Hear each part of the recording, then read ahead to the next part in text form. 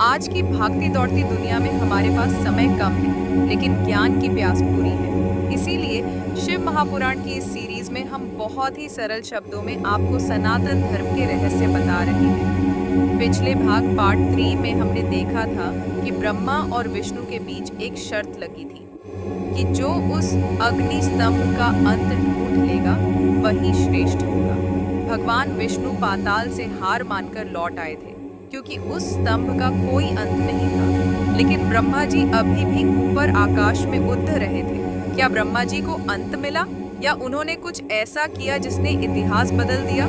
आइए जानते हैं भाग 4। ब्रह्मा जी हजारों वर्षों तक ऊपर उड़ते रहे, लेकिन उन्हें उस अग्नि स्तंभ का कोई छोर नहीं मिला। वे थक चुके थे। तभी उनकी नजर एक केतकी के फूल पर पड़ी, जो ऊपर से नीचे गिर रहा था। ब्रह्मा जी ने उस फूल से पूछा, "ने तुम कौन हो और कहां से आ रहे हो?" केतकी के फूल ने कहा, "मैं इस अग्नि स्तंभ के ऊपर चढ़ाया गया था और मैं क्रोधों वर्षों से नीचे गिर रहा हूँ, लेकिन मुझे इसका अंत नहीं यह मिला।" सुनकर ब्रह्मा जी समझ गए कि इस स्तंभ का अंत ढूंढना नामुमकिन है, लेकिन उनके मन में श्रेष्ठ बनने का मोह आ गया। उन्होंने केतकी के फूल को बहलाया फुसलाया और कहा, "देखो, जब हम नीचे पहुंचेंगे तो तुम विष्णु के सामने गवाही देना कि मैंने स्तंभ का ऊपरी हिस्सा देख लिया है और तुम वहीं से आ रहे हो।" केतकी का फूल डर के मारे तैयार हो गया। ब्रह्मा जी नीचे आए। भगवान विष्णु ने अपनी हार स्वीकार करते हुए सत्य बोला, "मैं इसका अंत नहीं ढूंढ पाया।" लेकिन ब्रह्मा जी ने झूठ बोल दिया। उन्होंने कहा, "हे विष्णु, मैंने इसका ऊपरी सिरा देख लिया है और यह केतकी का फूल मेरा गवाह है।"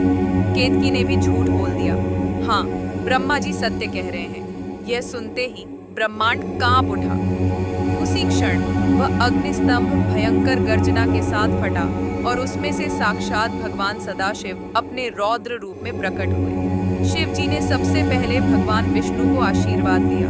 "हे विष्णु, तुमने सत्य बोला है, इसलिए आज से तुम मेरे ही समान पूजनीय होगे और तुम्हें अलग अलग रूपों में पूजा जाएगा।" फिर शिव जी ने क्रोध भरी नजरों से ब्रह्मा जी की ओर देखा।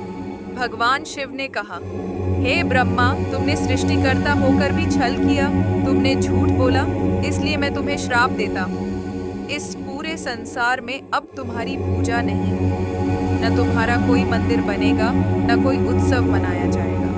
फिर शिव जी ने केतकी के फूल की ओर देखा और, "हे केतकी, तुमने झूठ का साथ दिया, इसलिए आज से तुम मेरी पूजा में वर्जित हो। मुझे सब फूल चढ़ेंगे, पर केतकी कभी नहीं चढ़ेगा।"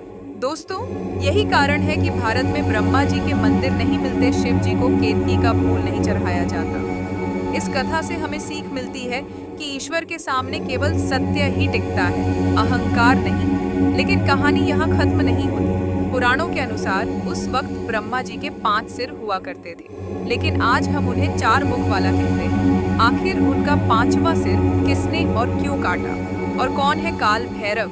ये रोंगटे खड़े कर देने वाली कहानी हम जानेंगे शिव पुराण कथा भाग 5 में। अगर आपको ये वीडियो पसंद आया तो लाइक करें और कमेंट में सत्यम शिवम सुंदरम लिखें। सब्सक्राइब करना न भूलें। हर हर महादेव।